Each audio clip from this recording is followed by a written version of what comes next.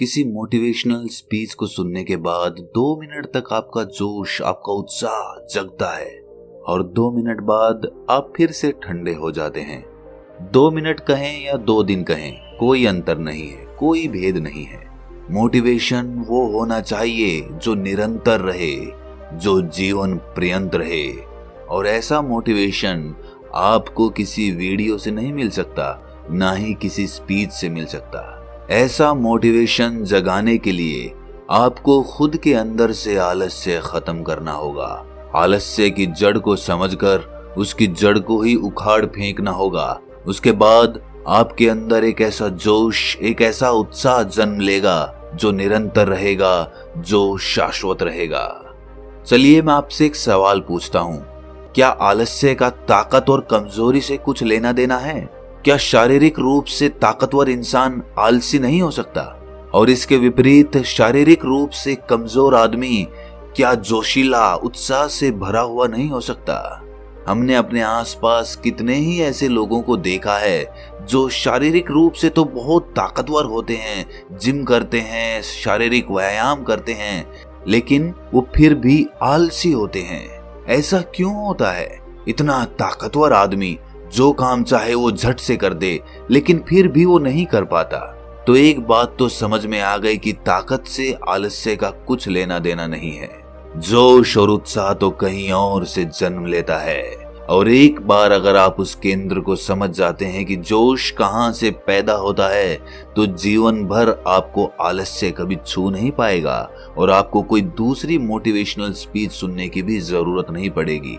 आज की जो बोध कहानी मैं आपको सुनाने वाला हूँ, उसमें आपको एक ऐसा रहस्य पता चलेगा जिसमें कि आप अपने आलस्य को त्याग कर हर पल मोटिवेटेड रहकर अपने लक्ष्य को प्राप्त कर सकते हैं। इससे पहले कि आप इस कहानी में खो जाएं, इस चैनल को सब्सक्राइब जरूर कर लें। तो चलिए कहानी शुरू करते हैं। बहुत समय पहले की बात है, जब हिंदुस्तान पर अंग्रेजों का राज हुआ करता था। उस समय ज्यादातर लोग खेती बाड़ी करके अपना जीवन बिताया करते थे। उसी समय टनकपुरा नाम के गांव में सुनील अपने पिता के साथ रहा करता था। सुनील अभी शादीशुदा नहीं था और अपने पिता के साथ खेती बाड़ी में अक्सर उनका हाथ बटाया करता था। उसके पिता बूढ़े हो चले थे, लेकिन खेतों का काम करना अब भी उन्होंने नहीं छोड़ा था। दूसरी तरफ सुनील शारीरिक रूप से काफी मजबूत था। जिस काम को करने के लिए 4-4 लोगों की जरूरत होती थी, वहां पर सुनील उस काम को अकेला ही कर देता था। उसमें एक अद्भुत ताकत थी। उसकी माँ घर पे गाय और भैंसें पाला करती थी, जिनका दूध पी पी कर सुनील बहुत ही ताकतवर हो चुका था। और इसी वजह से गांव में कोई भी सुनील और उसके परिवार के साथ पंगा या झगड़ा नहीं करता था। उस समय हिंदुस्तान पर अंग्रेजों का राज था और जो भी खेती बाड़ी में अनाज पैदा होता था, उसका बहुत सा हिस्सा लगान के रूप में अंग्रेज उनके गांव में आकर ले जाया करते थे। इसीलिए गांव वालों को अपने खाने पीने की चीजें उगाने के लिए खेत में बहुत मेहनत करनी पड़ती थी, क्योंकि बहुत सारा अनाज लगान के रूप में देने के बाद उनके पास खाने के लिए बहुत कम अनाज बचता था। इसलिए ज्यादा मेहनत करके वो अपने लिए पूरे साल का अनाज पैदा करने की कोशिश करते थे। हालांकि सुनील का पिता बूढ़ा हो चुका था, लेकिन वो खेती बाड़ी के काम में बड़ा ही अनुभवी आदमी था। कौन सी फसल कब बोनी है, उसमें कितना पानी देना है और कितनी मेहनत उस फसल को चाहिए, ये सब सुनील के पिता को भली भांति पता था। और वो मेहनत करने के लिए भी कभी पीछे नहीं हटते थे। जाड़े के दिनों में रात रात भर अपनी फसल में पानी देने का काम वो बड़ी ही आसानी के साथ कर लेते थे। लेकिन अब धीरे धीरे उनकी उम्र बढ़ चली थी और उनकी देखने की क्षमता भी कम हो गई थी। इसीलिए रात में फसल में पानी देना बड़ा ही जोखिम भरा होता था, क्योंकि फसल में बहुत से जंगली जानवर रहा करते थे, जिससे सुनील के पिता की जान का खतरा बढ़ जाता था। जैसे कि बहुत बार उस फसल में सांप भी देखा गया था। इससे सुनील की माँ बहुत चिंतित होती थी और वो सुनील को अक्सर कहा करती थी कि बेटा, तुम्हारे पिता अब बूढ़े हो चले हैं, अब सारा कामकाज, सारी फसल की जिम्मेदारी तुम्हें अपने सर पर लेनी चाहिए। जरा सोचो कि घर में जवान बेटे के होते हुए बूढ़ा पिता खेतों में काम करता घूमे, ये बात अच्छी लगती है? अरे तुम में इतनी ताकत है, अरे तुम इतने मजबूत हो, इतने ताकतवर हो, तुम खेतों का काम क्यों नहीं करते? लेकिन सुनील पर उनकी माँ की बातों का कोई असर नहीं होता था। वो दिन भर अपने दोस्तों के साथ गप्पे लड़ाता रहता, तरह तरह के खेल खेलता रहता, लेकिन अपने पिता की मदद करने के लिए कभी आगे कदम नहीं बढ़ाता। एक दिन जब सुनील के पिता फसल में पानी दे रहे थे तो आश्चर्यचकित रूप से एक सांप उनके पैर पर काट कर चला गया। उनके आसपास मदद के लिए कोई भी मौजूद नहीं था। वो जल्दी जल्दी कदम बढ़ाते हुए अपने घर पर पहुंचते हैं। रात का समय था और अस्पताल भी आसपास कहीं पर नहीं था। सबसे नजदीकी अस्पताल वहां के नगर में था, जो कि गांव से बहुत दूरी पर था। इसीलिए जब आनन फानन में सुनील अपने पिता को नगर में लेकर जाता है तो रास्ते में ही उनकी मृत्यु हो जाती है। सुनील अपने पिता के मृत शरीर को लेकर अपने घर पर वापस लौट आता है। उसके घर में सन्नाटा छा गया था। घर में अब कोई नहीं बचा था जो घर की जिम्मेदारी अपने कंधों पर ले सके। घर में सिर्फ सुनील और उसकी माँ बचे थे। अब पूरी जिम्मेदारी सुनील के कंधों पर थी। सुनील ने कभी सपने में भी नहीं सोचा था कि उसका जीवन आगे किस तरह चलने वाला है। अब तक जो सुनील बेफिक्र हुआ करता था, अचानक से सारी जिम्मेदारी उसी के कंधों पर आ गई। अब उसे ही फसल उगानी पड़ती थी। फसल की देखभाल, फसल में पानी देना, सब उसी का काम हो गया था। लेकिन सुनील के मन को एक ऐसी आदत लग चुकी थी कि उसका किसी काम में मन नहीं लगता था। बस पूरे दिन गप्पे लड़ाना और ताश खेलना, यही उसका काम हुआ करता था। लेकिन समय ने करवट ली और वो दिन भी आ गया जब अंग्रेज उस गांव से लगान वसूल करने के लिए आ पहुंचे। सुनील अपने खेतों की देखभाल नहीं करता था, इसीलिए उसके खेतों में बहुत कम अनाज हुआ। दूसरे खेतों के मुकाबले उसके खेत में आधा अनाज हुआ था और आधे में से ज्यादातर हिस्सा अंग्रेज लगान के रूप में वसूल कर अपने साथ ले गए। अब सुनील के घर में खाने के भी लाले पड़े हुए थे। दाने दाने के लिए उसकी माँ अपने पड़ोसियों की मोहताज हो चुकी थी।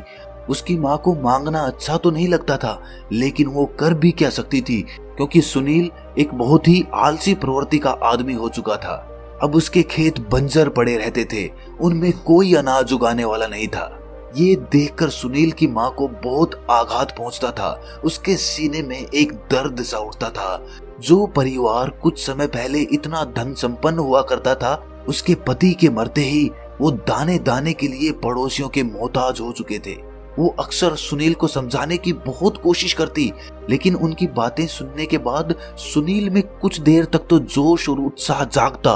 वो सीधा कस्सी उठाकर अपने खेत में पहुंच जाता, लेकिन कुछ देर बाद फिर से उसका उत्साह, उसका जोश ठंडा पड़ जाता और फिर से वही जीवन शैली शुरू हो जाती।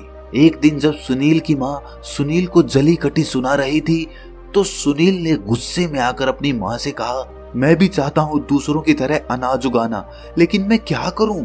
मेरा मन अपने वश में ही नहीं है।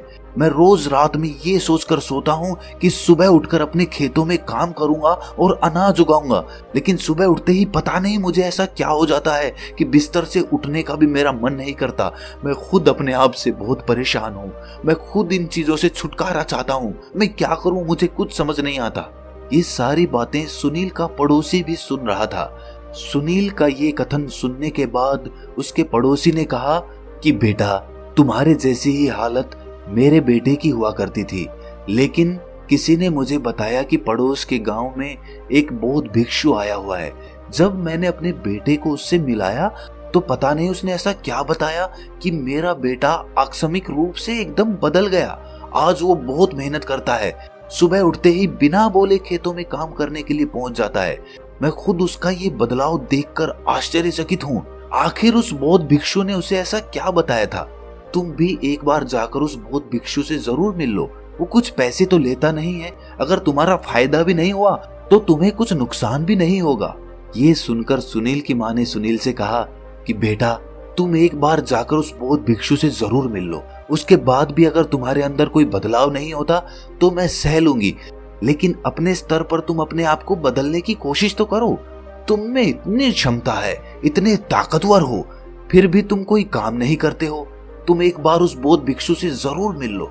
मुझे पूरा यकीन है कि कुछ ना कुछ सहायता तो तुम्हें जरूर वहां से मिलेगी। ये सुनकर सुनील अगले दिन ही उस बौद्ध भिक्षु के पास पहुंच जाता है और उन्हें अपनी सारी समस्या बता देता है। उसकी समस्या सुनने के बाद बौद्ध भिक्षु कहना शुरू करते हैं। बौद्ध भिक्षु उसे बताते हैं कि तुम रात में तो ये सोचकर सोते हो कि तुम्हें सुबह खेतों में काम करना है, लेकिन सुबह तुम बिस्तर से उठ ही नहीं पाते हो। ऐसा क्यों होता है? ये सुनकर सुनील कहता है कि महात्मन, वही तो जानने के लिए मैं आपके पास आया हूँ। उसके बाद वो बौद्ध भिक्षु कहता है कि तुम अपने आप को बदलना तो चाहते हो, ये तो जाहिर है, लेकिन तुम 2 मिनट में ही अपने आप को बदलना चाहते हो। 2 मिनट तक तुम्हारे अंदर जोश और उत्साह उठता है और फिर से वो ठंडा हो जाता है।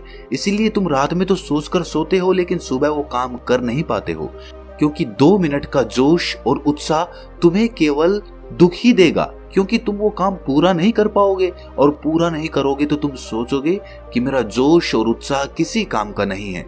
इसीलिए कभी भी किसी बात पर भी अकस्मात रूप से जोशीले मत हो जाओ। अपने मन को शांत रखो और शांत प्रवृत्ति के साथ एक निरंतर जोश और उत्साह पैदा करने की कोशिश करो। मैं इसके लिए तुम्हें 5 रास्ते बताता हूँ, जिसके द्वारा तुम जीवन पर्यंत जोश और उत्साह से भरे हुए रह सकते हो और किसी काम को करने में तुम्हें कोई परेशानी नहीं आएगी। सबसे पहला सिद्धांत, अपने लक्ष्य की तरफ हर दिन हर रोज एक कदम बढ़ाने का फैसला करो। तुम्हें पूरा काम एक दिन में खत्म नहीं करना है। यही सोचकर तो हम कभी भी अपने काम को पूरा नहीं कर पाते। तुम खुद सोचो, क्या तुम एक दिन में ही अपने खेतों में फसल उगा सकते हो? कभी नहीं उगा सकते। फसल उगाने का काम धीरे धीरे होता है। इसीलिए तुम रोज अपनी फसल उगाने की तरफ एक कदम बढ़ाना शुरू करो। जैसे कि फसल उगाने की बारी आई तो सबसे पहले एक दिन जाकर तुम अपने खेतों को तैयार कर दो। उसके बाद धीरे धीरे हर एक दिन के साथ अपने खेतों में फसल उगाने का काम बढ़ाते रहो। उससे तुम्हारा जोश और उत्साह कम होने की बजाय निरंतर बढ़ता रहेगा, क्योंकि जैसे जैसे तुम हर दिन अपनी मंजिल की तरफ एक कदम बढ़ाओगे तो तुम ये पाओगे कि मंजिल के तुम करीब पहुंच रहे हो और मंजिल तुम्हारी तरफ आ रही है। इसीलिए जैसे जैसे तुम मंजिल के पास पहुंचोगे वैसे वैसे तुम्हारा जोश और तुम्हारा उत्साह बढ़ता चला जाएगा। जब कोई आदमी किसी पहाड़ पर चढ़ना शुरू करता है तो शुरुआत में तो उसे वो पहाड़ बहुत ऊंचा दिखाई देता है। शायद एक आदमी उस पहाड़ की ऊंचाई को देखकर उस पर कभी चढ़ने का फैसला ही ना करे, लेकिन जब कोई आदमी उस पहाड़ पर चढ़ना शुरू करता है और धीरे धीरे उसकी चोटी तक पहुंचने लगता है तो उसके कदम खुद ब खुद जल्दी जल्दी उठने लगते हैं, क्योंकि वो अपनी मंजिल के करीब पहुंच चुका होता है। इसीलिए पहला सिद्धांत, रोज अपनी मंजिल की तरफ एक कदम बढ़ाओ, ना ज्यादा ना कम। दूसरा सिद्धांत जो आलस्य को दूर कर देता है वो ये है कि हम भांत भांत का खाना पीना खाते हैं, धूम्रपान करते हैं, नशीले पदार्थों का सेवन करते हैं, जिससे हमारे शरीर में नशीले कण उत्पन्न होने लगते हैं, जिससे हमारा शरीर आलस्य को पकड़ने लगता है। इसीलिए उन नशीले कणों का खात्मा बहुत जरूरी हो जाता है। इसीलिए अगर तुम उन सभी नशीले कणों को खत्म करना चाहते हो तो मैं तुम्हें एक विधि बताता हूँ। रोज सुबह जागने के बाद तुम्हें तिल का तेल लेना है और उसे अपने मुंह में भरकर उसका कुल्ला करना है। कुल्ला करने के बाद उस तेल को तुम बाहर फेंक देना। ये प्रक्रिया तुम्हें 21 दिनों तक हर दिन 5 मिनट तक करनी है। इसके बाद तुम्हारे शरीर में से सारे नशीले कण खत्म हो जाएंगे और तुम्हारा शरीर फिर से विद्युत की भांति काम करने लगेगा। याद रहे, तिल के तेल का कुल्ला हर सुबह 21 दिनों तक। तीसरा सिद्धांत जो आपके आलस्य को जड़ से उखाड़ कर फेंक देगा वो ये है कि स्वाद को भुलाकर वो खाओ जो सीधे प्रकृति से प्राप्त होता हो। हम अक्सर वो चीजें खाते हैं जो इंसानी हाथों के द्वारा बनाई जाती है। हम सीधा प्रकृति से मिलने वाला भोजन ग्रहण नहीं करते। इसीलिए जो भोजन हमें सीधा प्रकृति से मिलता हो, जैसे कि फल, सब्जियां, अनाज की रोटी इत्यादि इत्यादि, इस तरह का खाना खाने से आपका शरीर आलस्य से दूर रहेगा और ऊर्जा से भरा रहेगा। हम देखते हैं कि अक्सर आज की युवा पीढ़ी अपने स्वाद के लिए ही खाना खाते हैं। वो ऐसी ऐसी चीजें खाते हैं जो ऐसी प्रक्रियाओं से बनी होती है कि अगर आप उनकी प्रक्रियाओं को देख लें तो आपका खाने का मन भी ना करे। जैसे कि बाजार में चाउमीन, मोमोज, बर्गर वगैरह वगैरह, इस तरह का खाना खाने से आपके शरीर के अंदर नशीले कणों का उत्पादन होता है। नशीले कण आपके पेट से चिपक जाते हैं जो आपके अंदर आलस्य पैदा करते हैं। इसीलिए खाना वो खाओ जो आपके शरीर को ताकत प्रदान करे, और ताकत वो खाना प्रदान करता है जो प्रकृति से सीधा प्राप्त होता है। अगला सिद्धांत जो समझने योग्य होता है वो ये कि आप कर्म करने के लिए संसार में आए हो, अपना पूरा योगदान दो।